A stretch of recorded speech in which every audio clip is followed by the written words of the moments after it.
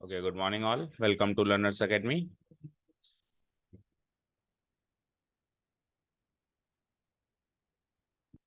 बैठो जल्दी.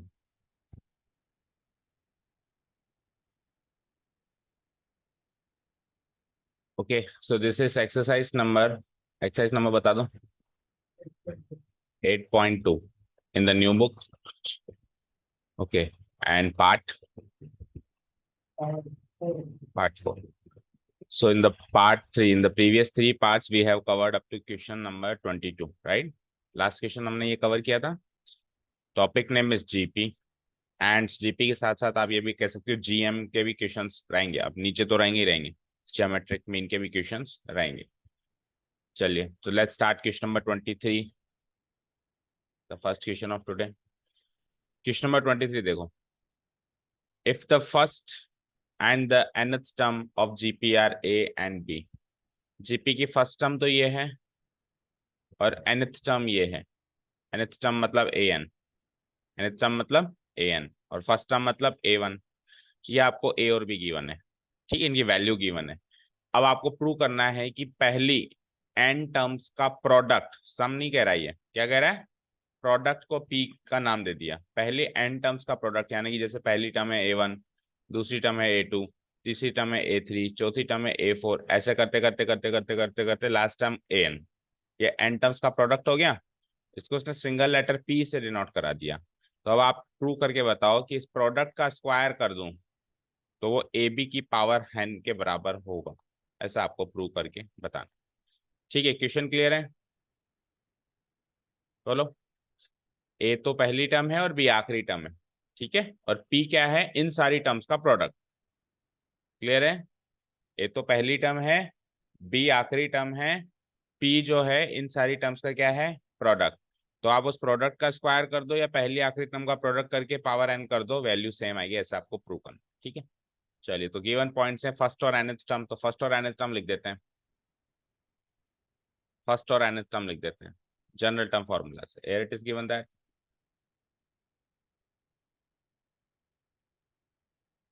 सबसे पहले first term and then we will say nth term. ये दो टर्म्स हमको गिवन है, first term nth term. So let's see first term को हम कैसे डिनोट कराते हैं. How do we denote the first term of a GP. या कोई सी भी सीक्वेंस हो, फर्स्ट टर्म को हम A1 से डिनोट कराते हैं और nth टर्म को अपन AN से डिनोट कराते हैं, राइट. अब A1 को, पहली टर्म A1 है तो A1 को तो अपन जनरल टर्म फॉर्मूला से क्या लिखते हैं, A1 को A. और AN को कैसे लिखते हैं जनरल टर्म फॉर्मूला से, A इंटू आर की पावर n-1, ऐसे लिखते हैं. और इनकी वैल्यूज गिवन है. इनकी क्या वैल्यूज गिवन है, इसकी वैल्यू तो गिवन है A. इसको बोलते भी A है और वैल्यू भी A गिवन है, हाँ? ठीक है, और इसको, इसकी वैल्यू क्या गिवन है, B. सो यहाँ से हमारे पास एक तरीके से ये दो इक्वेशन है. तो पहली इक्वेशन तो किसी काम की है नहीं, A इक्वल टू है. दूसरी इक्वेशन जो है वो फिर भी किसी काम की है यहाँ तक. ठीक है, सो इसको पहली इक्वेशन को तो रहने दो, दूसरी इक्वेशन को हम एज एन इक्वेशन मार्क कर देते हैं, इक्वेशन नंबर 1. Okay fine. ठीक है, अब कह रहा है P. देखो तीन चीजें यहाँ पे जो प्रूव करना है, उसमें तीन चीजें, P A B, तीन चीजें. तो A और B की तो डेफिनेशन मिल गई. A तो पहली टर्म है और B की डेफिनेशन ये है. तो अब P की डेफिनेशन चाहिए, तीसरी चीज P है उसमें. P की डेफिनेशन चाहिए. P क्या है, शुरुआती एन टर्म्स का सम, नहीं प्रोडक्ट. शुरुआती एन टर्म्स का प्रोडक्ट. तो प्रोडक्ट अपन कैजुअली वैसे ही अगर निकालने जाए तो now product of first n terms casually निकाल रहा हूं, मेरे पास कोई फॉर्मूला तो है नहीं प्रोडक्ट निकालने का. ठीक है, तो कैजुअली निकाल रहे हैं हम. Product of first n terms निकालें. दैट इज, उस उन्होंने इसको P से डिनोट किया है तो हम भी इसको P से डिनोट कर देते हैं. That is P equal to, product कैसे निकालते हो, पहली टर्म मल्टीप्लाई, दूसरी टर्म मल्टीप्लाई, तीसरी टर्म मल्टीप्लाई, और ऐसे करते करते कौन सी टर्म, आखिरी टर्म AN.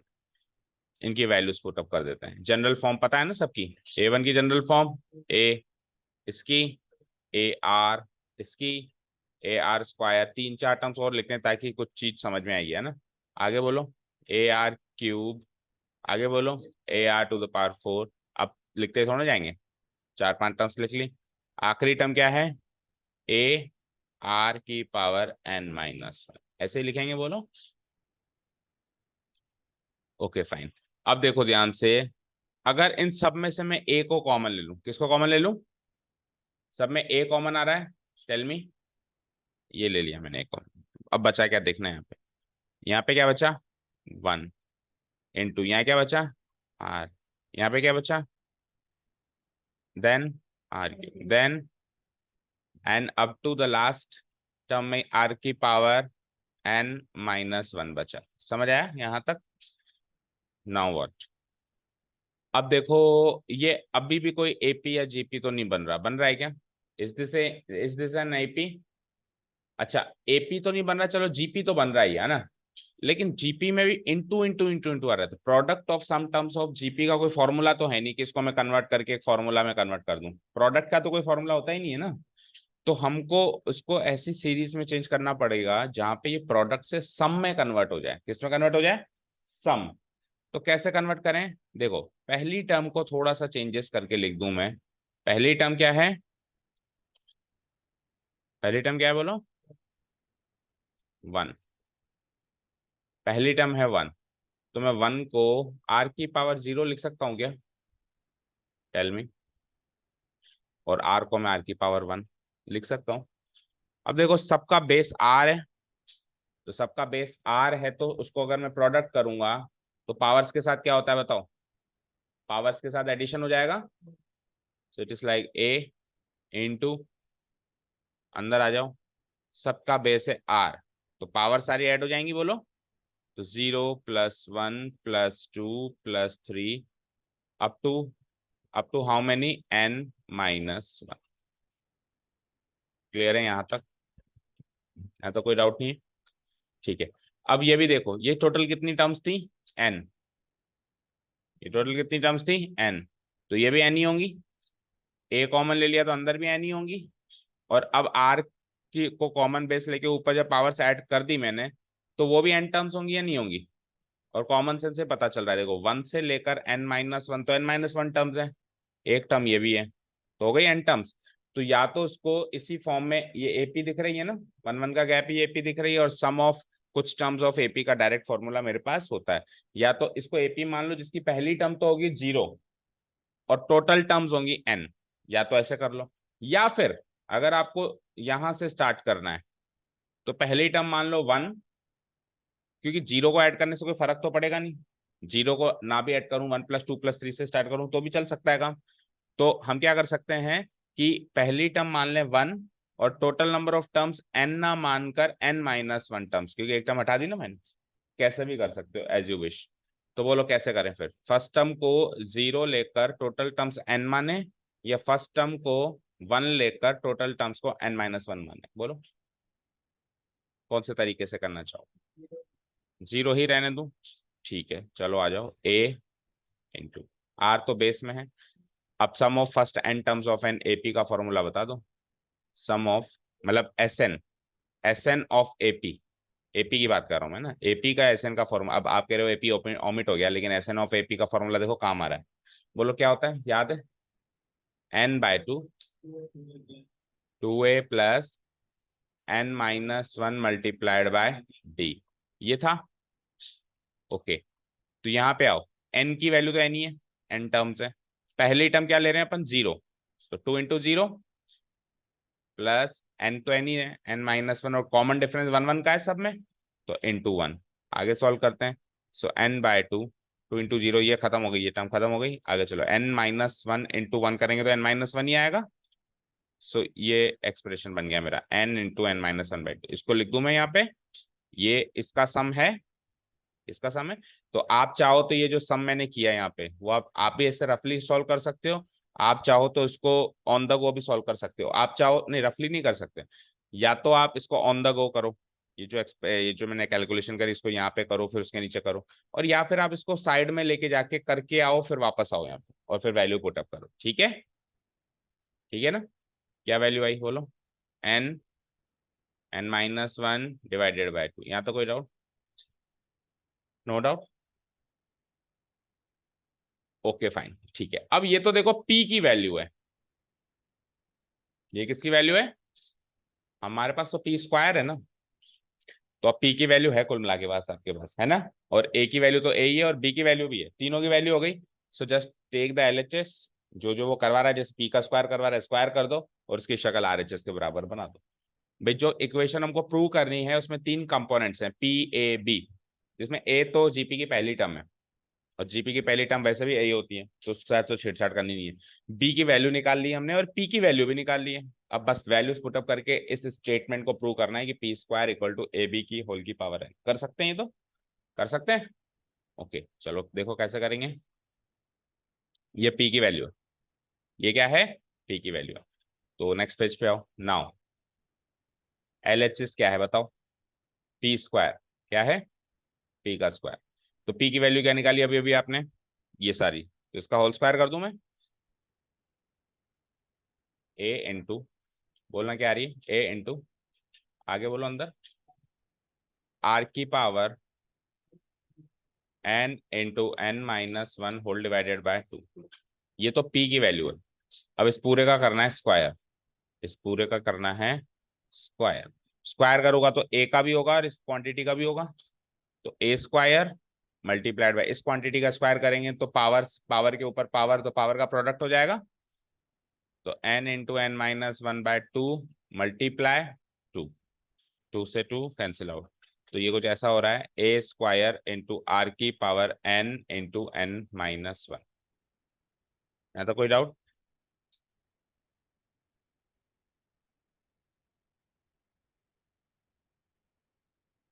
ठीक है। अब देखो ए और बी की वैल्यू क्या है? ए की वैल्यू तो ए है, बी की वैल्यू क्या थी देख चेक करना। ए इंटू आर की पावर एन माइनस वन है, ए इंटू आर की पावर एन माइनस वन, ये बी की वैल्यू है।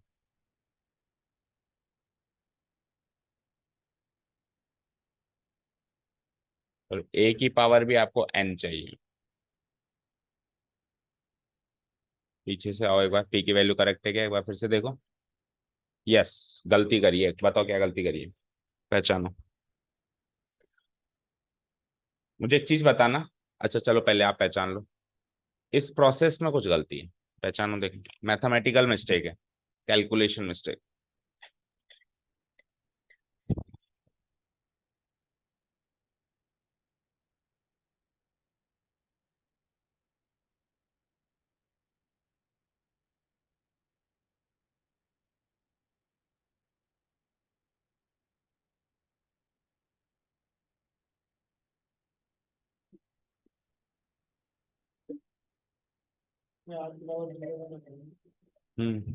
आर की पावर जीरो वन होता है, मना नहीं कर रहा हूँ, बिल्कुल होता है। आगे यहाँ पे वन ही तो था पहले, उसको ही तो लिखा था मैंने, आर की पावर जीरो। बोलो सौम्या, नो मिस्टेक? फिर मैं बताऊंगा तो आपको ऐसा लगेगा कि इतनी इजी सी मिस्टेक, मतलब इतनी छोटी सी बात नहीं आती हमको, इन्फीरियरिटी होगी।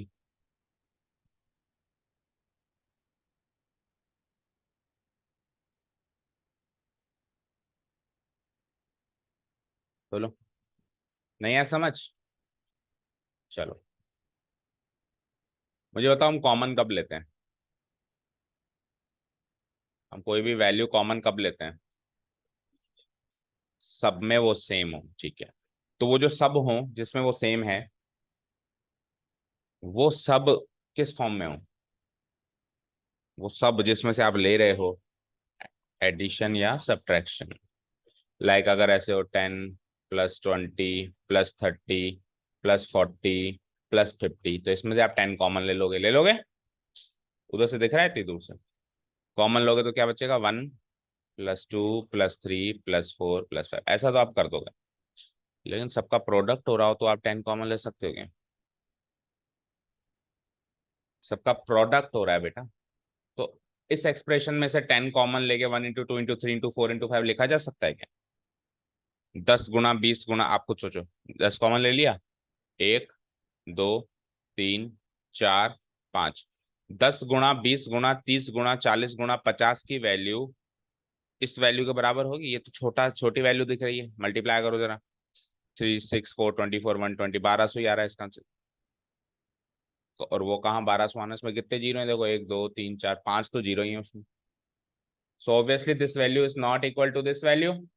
तो आप 10 तो कॉमन नहीं ले सकते, आप 10 तो कॉमन नहीं ले सकते, पर आप 10 की पावर 5 जरूर कॉमन ले सकते हो। मतलब इधर नहीं, सॉरी इधर 10 की पावर 5 कॉमन ले सकते हो, क्योंकि सब में से 10 बाहर आएगा।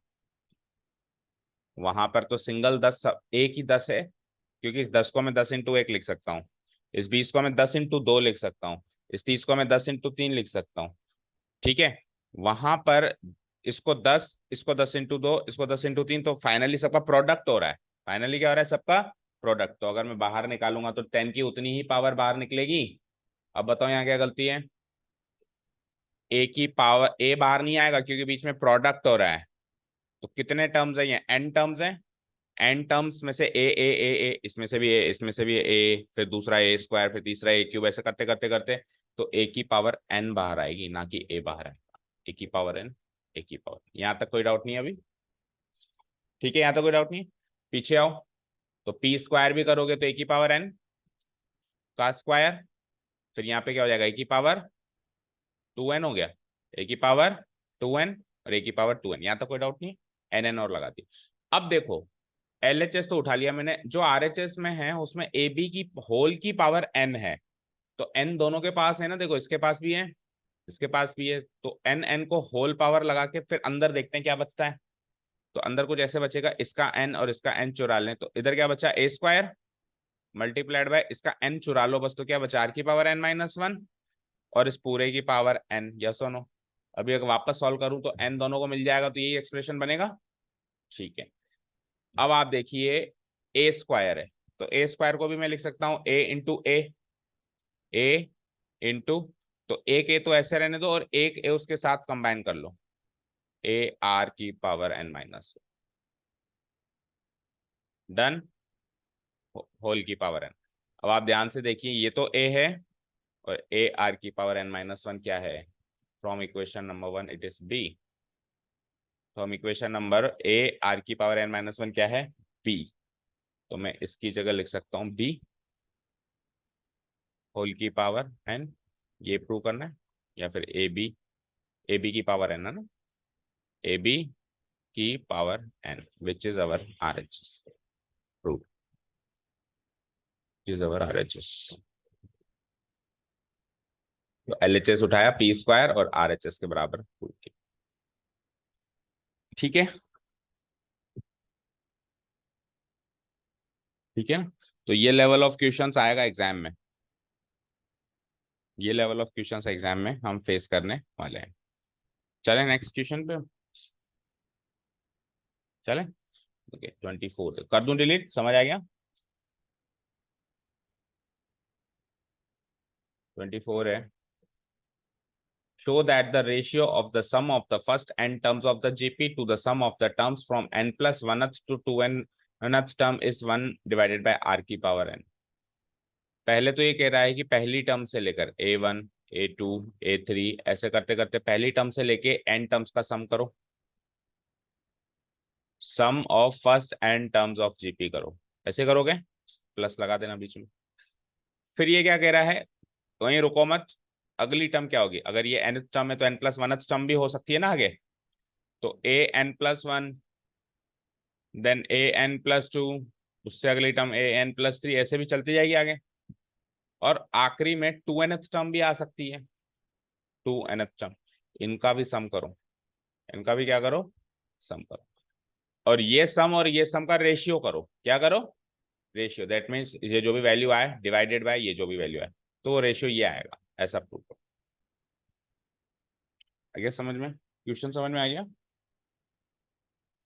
ठीक है, मान लो मेरे पास 50 टर्म्स हैं, तो कह रहा है कि पहले 25 टर्म्स और बाद की 25 टर्म्स का रेशियो, पहले 25 टर्म्स का सम और बाद की 25 टर्म्स का सम का रेशियो निकालो। मान लो मेरे पास 100 टर्म्स हैं, तो कह रहा है पहले 50 टर्म्स का सम और अगली 50 टर्म्स के सम का रेशियो निकालो। मान लो मेरे पास 200 टर्म्स हैं, तो उसका मतलब क्या हो गया, पहली 100 टर्म्स का सम और बाद की 100 टर्म्स का सम करे, मतलब आधा आधा कर दो, कुल मिला के सिंपल सी बात ये है।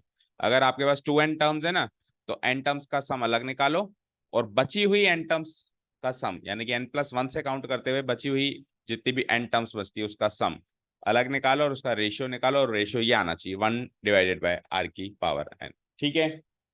अब यहाँ पे सबसे बड़ी प्रॉब्लम यह है कि, अच्छा, ओवर टू यू, बताओ कैसे करेंगे, क्या थ्योरी इसमें चला सकते हैं।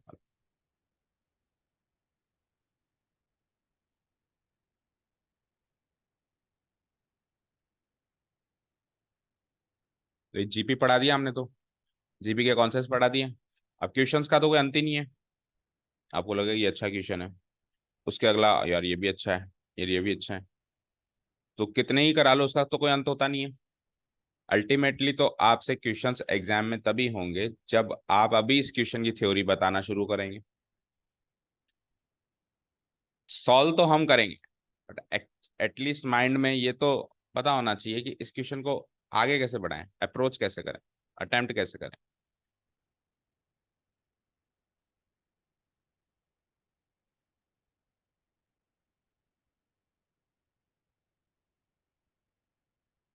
हम्म।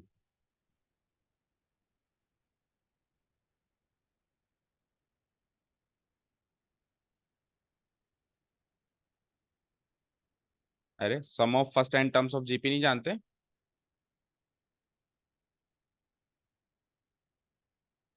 क्या कह रहा है? शो दैट द रेशियो किस किस का चाहिए, sum of first n terms of GP, ये तो जानते हो। तो एटलीस्ट ये तो बोलो क्या होता है ये, sum of first n terms of GP क्या होता है, बोलो क्या, जो चाहे लगाओ, बताओ क्या होता है।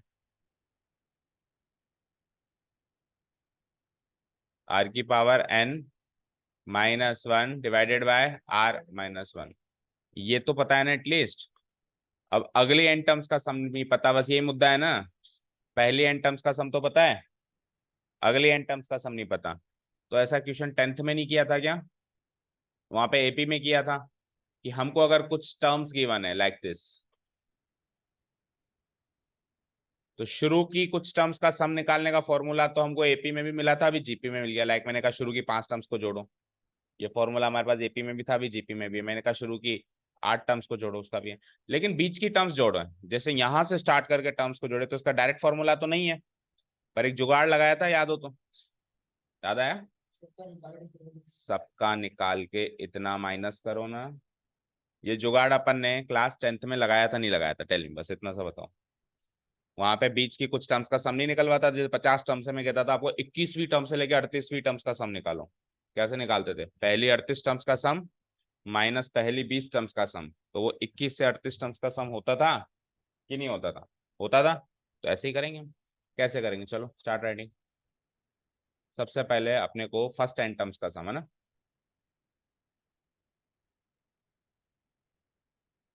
ठीक है।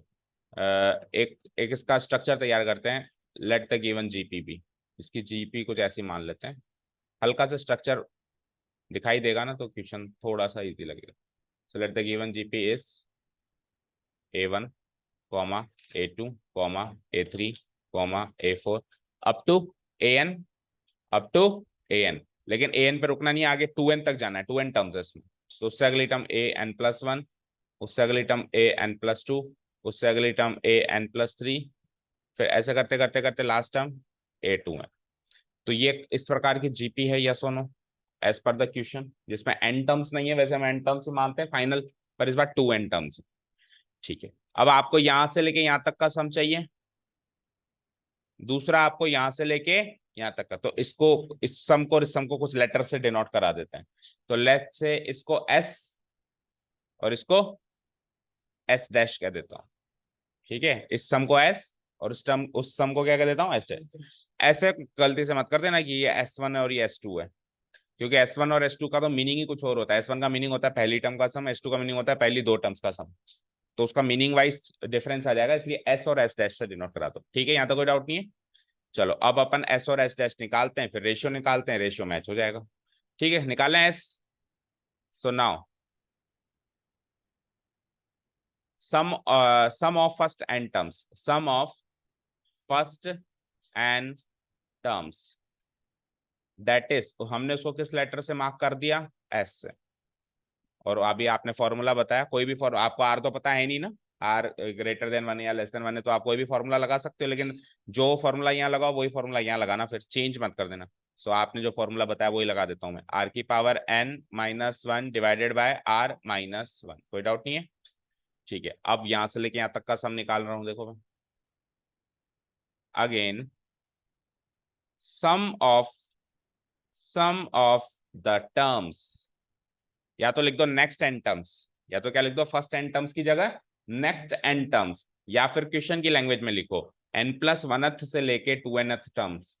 समझ गए, बात एक ही है भाई, n+1th से लेके 2nth लिख दूं, या फिर लिख दूं नेक्स्ट एन टर्म्स, तो भी बात एक ही। तो क्वेश्चन की लैंग्वेज लिख देते हैं, sum of the terms from n+1th term to 2nth term. Okay, और हमने इसको, इस सम को हमने एस डैश से मार्क किया है। किससे मार्क किया है?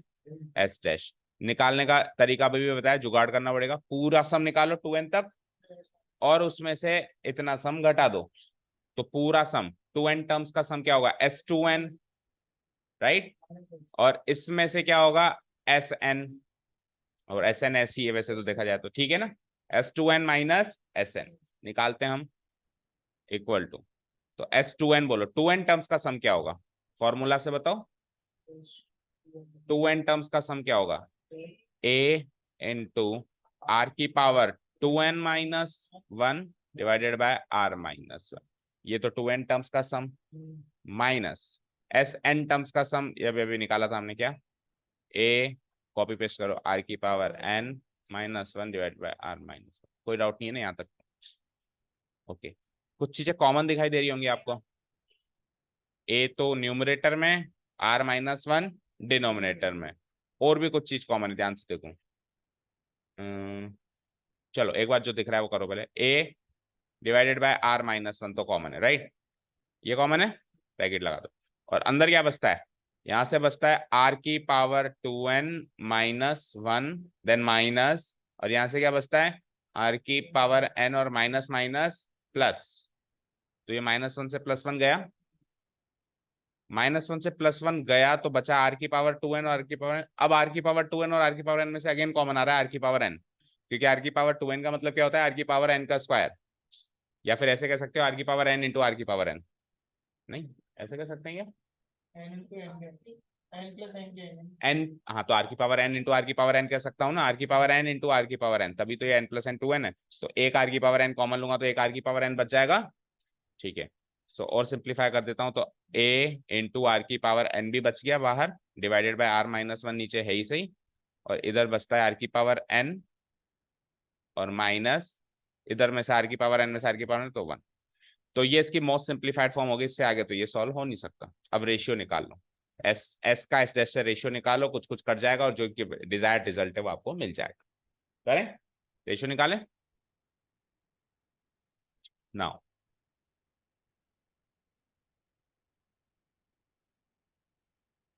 Now, ratio of two sums, ratio of two sums, दो सम्स का रेशियो निकालने वाले हैं, दैट इज, पहले सम को अपन ने एस से डिनोट कराया, दूसरे को एस डैश से डिनोट कराया, इनका रेशियो निकालें। सो एस की वैल्यू डाल दो, क्या है, ए इंटू आर की power n minus 1 divided by R minus 1, ये तो एस की वैल्यू है, होल डिवाइडेड बाय, अब एस डैश की वैल्यू यहाँ से जो ये निकाली हमने, एस डैश की वैल्यू बोलो, ए इंटू आर की पावर n इंटू आर की power n minus 1 divided by R minus, तो आधी से ज्यादा चीजें तो कट गई होंगी, आप देखो क्या क्या कटा, ए से ए खत्म, r-1 से r-1 खत्म, आर की पावर n-1 से आर की पावर, ऊपर तो सारा सफाया हो गया, और नीचे बच गया 1 डिवाइडेड बाय आर की पावर n। यही तो प्रूव करना है, दो सम्स का रेशियो यही प्रूव करना था आपको, ठीक है, क्लियर है। अब दो क्वेश्चन हालांकि हमने किए हैं, क्वेश्चन भी अच्छे लग रहे होंगे, सॉल्व भी हो गए, बट दोनों क्वेश्चन में कोई स्पेसिफिक जीपी लिए क्या उसने, कि ये जीपी ले लो जिसकी पहली टर्म 3 है, कॉमन रेशियो 4 है, ऐसे कोई स्पेसिफिक जीपी लिए क्या? जनरल जीपी लिए दोनों में। तो याद रखना कोई भी क्वेश्चन अगर जनरल जीपी के लिए सॉल्व कर रहे हो या प्रूव कर रहे हो तो उसमें से निकलने वाले जो फैक्ट्स एंड फिगर्स हैं वो अगले क्वेश्चंस के लिए एज ए रूल बन जाते हैं। क्या बन जाते हैं? रूल बन जाते हैं। तो एक जीपी में अगर हम दो पूरी जीपी के सारे टर्म्स को आधे आधे डिवाइड कर दें और इस सम को इस सम से डिवाइड करें तो हमेशा ये आएगा 1/r⁴ आएगा, हमेशा ये आएगा। जैसे फॉर एग्जाम्पल इसको रिलेट कर दूं। फॉर एग्जाम्पल मैंने आपको एक जीपी बोली कि लेट्स से जीपी है हमारे पास 1, अगली है 2, उससे अगली है 4, उससे अगली है 8, ऐसे करते करते करते 10 टर्म्स बोलो, 1 2 3 4 5, ऐसे करते करते करते आखिरी टर्म हो जाएगी 1024। समझ गए जीपी कैसी है? जीपी देख के शक्ल पता चल गया। ये इसमें 2 2 से मल्टीप्लाई हो रही है तो मैं कह दूं इसमें 5 टर्म्स अलग करो और 5 टर्म्स अलग करो, है ना? तो 5 टर्म्स मतलब 1 से लेके अगली टर्म क्या होती है? यहाँ पे 16 होती है ना। फिर उससे अगली टर्म क्या होती है? 32। तो मैं ये कह दूं 1 + 2 + 4 + 8 + 16 तो अलग करो और फिर बचे हुई 5 टर्म्स 32 + 64 + 128 + 256 + 512 + 1024 ये सम अलग करो। मैं कहता है ये सम अलग करो, ये सम अलग करो और इस सम का इस सम से रेशियो निकालो तो आंसर क्या आता है? 1 की डिवाइड बाय r की पावर, r क्या है 2 और n क्या है 10, तो 2 की पावर 10 ये आंसर आएगा। मतलब 1 डिवाइडेड बाय 1024 आंसर आएगा इसका रेशियो में। चाहे से आप जोड़ लो अलग अलग और डिवाइड करके देख लो। r वही जो इसमें चल रहा है, n क्या है? नहीं n गलत ले लिया मैंने, r की पावर n आएगा तो ये तो 2n टर्म्स है ना, तो यानी 5 ही आएगा, 10 नहीं आएगा। क्या आएगा? 5। तो फाइनल आंसर क्या होगा? 5 पावर्स कितनी होती हैं? 2 की पावर 5 32। सो 1/32 आंसर आएगा। समझ गए? क्लियर है सारी बातें? अच्छा इससे पिछले वाले क्वेश्चन में भी आप एक मॉरल ऑफ द स्टोरी ले सकते हैं। क्या ले सकते हैं बोलो? इसके पिछले वाले क्वेश्चन में भी आप एक मॉरल ऑफ द स्टोरी ले सकते हैं। Product of first n terms of GP निकालने का फॉर्मूला रेडी है या नहीं बताओ? पी स्क्वायर क्या प्रूव किया है बेटा आपने? P square equal to A B की होल की पावर एन। तो पी की वैल्यू क्या आ जाएगी? 2 उधर क्या हो जाएगा? n/2। तो ए बी की पावर n/2 हो गई। तो ये product of first n terms निकालने का फॉर्मूला मिल गया अपने को, जहां पे ए पहली टर्म होगी, बी आखिरी टर्म होगी। बी क्या होगी? आखिरी टर्म होगी। सो इन दोनों क्वेश्चंस के ये दो नोट्स आप अपने नोट्स में नोट डाउन करेंगे। इधर से पी निकालने का फॉर्मूला और उधर से आधी आधी टर्म्स, मतलब उधर से तो आप ये का यही ये पार्ट है ना, ऐसे कॉपी पेस्ट कर देना। The ratio of the sum of the first n terms to the sum of the terms from is this, और वहां से प्रोडक्ट निकालने का फॉर्मूला कॉपी कर लेना। क्योंकि अगले क्वेश्चन में आपको सीधे प्रोडक्ट पूछे तो आप डायरेक्ट ये फॉर्मूला लगाएंगे। एंड आज नहीं तो कल, कब तक बचेगी बकरे की माँ? कभी ना कभी तो, क्या कहते हैं, एक वो डायलॉग है ना, बकरे की माँ कब तक खैर मनाएगी? कभी ना कभी तो ऊँट को पहाड़ के नीचे आना ही है। तो आज नहीं तो कल एंट्रेंस एग्जाम आपको फाइट करना ही है, क्योंकि जिस राह पे आप निकले उसमें तो नंबर ऑफ एंट्रेंस एग्जाम से आपका सामना होने वाला ही है। तो वहां पे ये ट्रिक्स काम देती हैं। ओके चलें, question number 25 easy and calculative है। 25 को आप होमवर्क मार्क करो, इजी एंड कैलकुलेटिव है। मैं आपको हिंट्स देता हूँ, ठीक है? हिंट्स क्या है कि A B C D 4 numbers हैं जीपी में, आपको ये प्रूव करना है। तो 4 नंबर जीपी में है तो पहले 4 नंबर मान लो आप ए, अगला बोलो ए आर, तीसरा बोलो AR², अगला बोलो AR³। या तो आप ये भी ले सकते हो पहले 4, नहीं तो मैं सिलेक्शन ऑफ टर्म्स का टॉपिक भी सीखा था हमने। सिलेक्शन ऑफ टर्म्स हमने क्या सीखा था? अगर चार चार नंबर्स लेने हैं तो पहला बीच के 2 टर्म्स क्या लेते हैं अपन उसमें? A/R और AR, और उससे अगला AR³ और उससे अगला A/R³। लेकिन देखो उसका ना फायदा कुछ ज्यादा खास होगा नहीं, इसको मत ही लो। क्यों? क्योंकि जुड़वा रहा है। जब प्रोडक्ट करवाता है ना तब फायदा होता है। R³ से R³ खत्म, R से R खत्म, A की पावर 4 की डायरेक्ट वैल्यू आ जाती है। तो आप चाहो तो ये सिलेक्शन ऑफ टर्म्स ले सकते हो, बट कोई फायदा नहीं, आप जनरल जो लेते हैं ना अपन वही लो। अब आपको पता है कि ये 4 टर्म्स हैं, तो 4 टर्म्स उसने क्या दे रखी है? पहली टर्म A, दूसरी टर्म B, तीसरी टर्म C, तीसरी टर्म D। जस्ट आप क्या करोगे? LHS पार्ट उठाओगे, LHS पार्ट में A की वैल्यू पुटअप करोगे, ये उसका स्क्वायर करोगे, B की वैल्यू ये पुटअप करोगे उसका स्क्वायर, C की वैल्यू ये पुटअप करोगे, देन वापस B की वैल्यू ये पुटअप करोगे, C की वैल्यू ये पुटअप करोगे, D की वैल्यू इसका स्क्वायर करके फिर आपस में प्रोडक्ट करोगे, एक बड़ा सारा एक्सप्रेशन आ जाएगा। फिर आप RHS सेपरेटली उठाओगे, इसमें LHS RHS सेपरेटली उठाना पड़ेगा भाई, ऐसा नहीं होगा कि एलएचएस से आरएचएस सीधे पहुंच गए, है ना। तो आप एलएचएस सेपरेटली उठाओ, देन आप आरएचएस सेपरेटली उठा के आप ए इंटू बी करो, that means this into this करो, फिर दिस इंटू दिस करो बीसी, फिर दिस इंटू दिस करो, और फिर उसका पूरे का तो जो बड़ा सारा विशाल का एक्सप्रेशन इधर से और इधर से मिलेगा ना उससे। ठीक है, तो मेहनत मजदूरी का काम है इसमें, बाकी कोई ऐसी कोई टेक्निकल चीज नहीं है, जो ट्रिक नहीं है जो बता दें। ठीक है, 26 देखो, अभी तो 6:15 भी नहीं हुए, 6:10 तक ही, तो आधे घंटे में क्या सीख पाओगे फिर? टेल मी, कितने बजे स्कूल की बस आती है आपकी? 6:40, और आप लोगों की? स्कूल ही 6:30 बजे जाना है, क्यों? अभी पेपर चल रहे हैं, 6:30 बजे पेपर लग जाता है? और फिर जनरल नॉर्मल टाइम क्या है?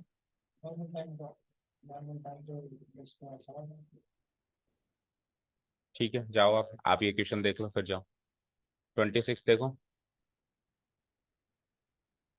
Insert two numbers between 3 and 81, 3 और 81 के बीच में दो नंबर्स ऐसे फिट कर दो ताकि दो नंबर्स के बीच में, दो नंबर्स मान लो पहला नंबर ये दूसरा नंबर ये, नहीं नहीं सॉरी, पहला नंबर 3 दूसरा नंबर 81 है ना, पहला नंबर 3 दूसरा नंबर 81, अब इसके बीच में दो नंबर्स ऐसे फिट कर दो ताकि जो ये चार नंबर से ये जीपी बन जाए। क्वेश्चन समझ में आया?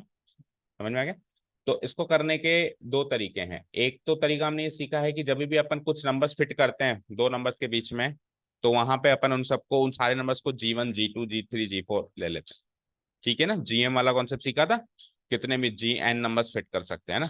तो क्या फॉर्मूला था उसका, याद है आपको? नहीं है? वेरी गुड, कब तक याद हो जाएगा? याद है? अगर ए और बी के बीच में अपन G1 G2 G3 up to GN numbers fit कर दें ताकि ये सारी की सारी सीक्वेंस एक जीपी बन जाए, तो उसमें कोई भी बीच का नंबर निकालने का एक फॉर्मूला था हमारे पास। कोई भी बीच का नंबर निकाल सकते हो, ये भी निकाल सकते हो, ये भी निकाल सकते हो, ये भी निकाल सकते हो, ये भी निकाल सकते हो। याद है? GN इक्वल टू, बोलो, A इंटू B/A की पावर N इंटू N+1। इसमें A और B तो पहले और आखिरी नंबर होंगे, N होगा मेरा जो भी नंबर आप निकालना चाह रहे हो, दूसरा निकालना चाह रहे हो तो 2 रख देना, तीसरा निकालना चाह रहे हो तो 3 रख देना, सातवां निकालना चाह रहे हो तो 7 रख देना। ठीक है, अब आप तो दो ही नंबर फिट कर रहे हो ना अभी, तो आप पहला और दूसरा ही निकालना चाह रहे हो, तो G1 निकालना चाह रहे हो और G2 निकालना चाह रहे हो, ये निकालना चाह रहे हो, और पहला और आखिरी नंबर आपका क्या गिवन है आपको? पहला नंबर गिवन है 3, और आखिरी नंबर क्या गिवन है? 81, और बहुत सारे नंबर्स नहीं है बीच में, दो ही नंबर्स हैं, तो G1 और G2 ये बीच में है ना। तो लगाओ फॉर्मूला ए, पहले फॉर्मूला बनाओ, ए इंटू B/A की पावर N की वैल्यू 1 रखो, तो 1 डिवाइड बाय 1 + 1 1/2, और G2 का फॉर्मूला बनाओ पहले, A इंटू B/A और N/N+1, तो N की वैल्यू 2 रखो जरा, तो 2 डिवाइड बाय 2 + 1 2/3। ठीक है, ये तो बन गया फॉर्मूला। अब यहाँ पे पहले और आखिरी नंबर फिट कर दो, A और B, कर दें फिट, और एग्जाम कब खत्म हो जाएंगे आपके? ठीक है, तो ए मतलब पहला नंबर 3, B/A यानी 81/3 की पावर 1/2, की पावर 1/2, सॉल्व करो, तो 81/3 क्या होता है? 27। तो 3 × 27 की पावर 1/2, 27 कैसे आ सकता है? कुछ गलती कर रहे हैं, ये पावर में है ना, फॉर्मूला गलत है क्या? लायो नोटबुक, फॉर्मूला डिराइव किया था जहां हमने,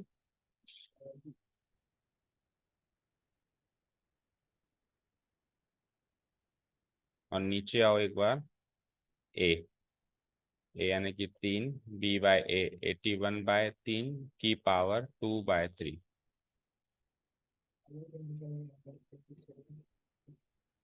तो 3 ये क्या आ जाएगा, 27 की पावर 2/3, तो 27 की पावर 2/3 तो सॉल्वेबल है, क्योंकि इसको मैं लिख सकता हूँ 27 की पावर 1/3 का स्क्वायर, और 27 की पावर 1/3 क्या होती है? 3, 27 का क्यूब रूट है ये, तो 3 × 3 का स्क्वायर यानी कि 3 की पावर 3 यानी कि 27।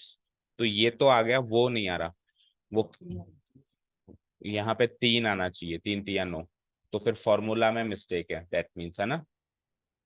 n divide by n plus one, one रखा, वन प्लस वन रखा, देन फिर टू रखा, two divided by two plus one रखा।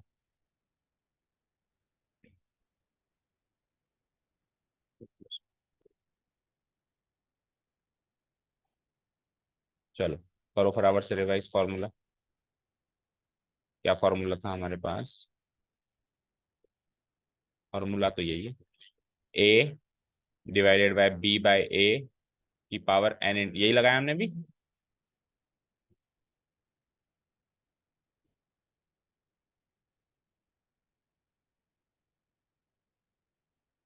तो फिर आंसर क्यों नहीं मैच करता?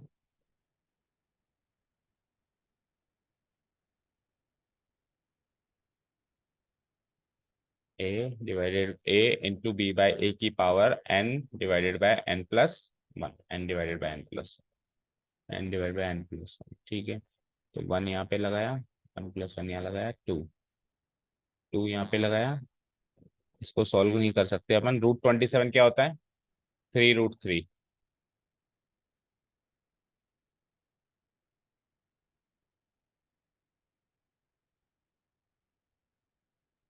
ओके, देखो